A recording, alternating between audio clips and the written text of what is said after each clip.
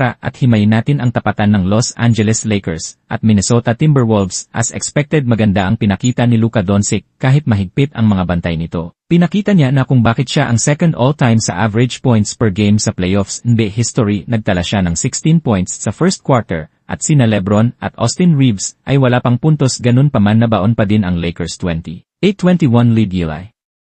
The first quarter, habang nakaupo sa bench si Luka, doon bumulusok ang Timberwolves at na-outscored 15-2 run. Kahit pinasok si Luka, nagtuloy ang momentum ng visiting team at ina-attack nila ang depensa ni Austin Reeves, na nagresulta ng mga open three-pointers nila Naz Reid, Julius Randle at Jaden Daniels. Bukod niya sa chase down block ni LeBron ay napakaluwag ang depensa ng Lakers, dahilan nagtala ang Timberwolves ng 59-48 lead at the halftime. 17 points na si Naz Reid at 14 points si Daniels to lead the way. Sa Lakers naman 20 points si Luka at 10 points si LeBron James. Tinatalo nga ang Lakers sa effort at 50-50 plays. Sa third quarter naman at lumayo ng bahagya ang Timberwolves. At patuloy pa din ang magkakasunod na 3 points nila at ganado si Anthony Edwards. Walang magawa ang depensa ng Lakers kasi maganda ang ball movement ng Timberwolves. Bago matapos ang quarter ay pinulikat ang anak sa labas ni Jordan si Edwards at gumawa ng run ang Lakers at natapos ang quarter sa isang half-court shot ni Luka Doncic.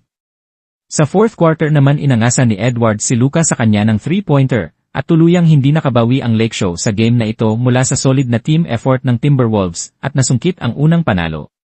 Nasayang ang home court advantage ng Lakers, kaya nanalo si Edwards sa unang game. Naganap din ang tapatan number 3 at 6 seed matchup sa Eastern Conference na New York Knicks at Detroit Pistons as expected. Pisikal ang naging matchup na ito at natapos ang unang quarter tied at 28 at natapos ang first half na 2 ang kalamangan ng New York. Off-game si Cade Cunningham na so far 3 of 10 lamang siya sa field habang si Bronson ay may 4 out of 15 lamang din. Gayunpaman nag-step up si Tobias Harris na may 20 points at the half at 19 points si OJ Anunoby. Kaya dikit pa rin ang laban despite off-game ang mga superstar nila. Sa third quarter naman ay lumaki ang lamang ng Pistons dahil sa pangunguna ni Cade Cunningham habang si Bronson ay may nararamdaman.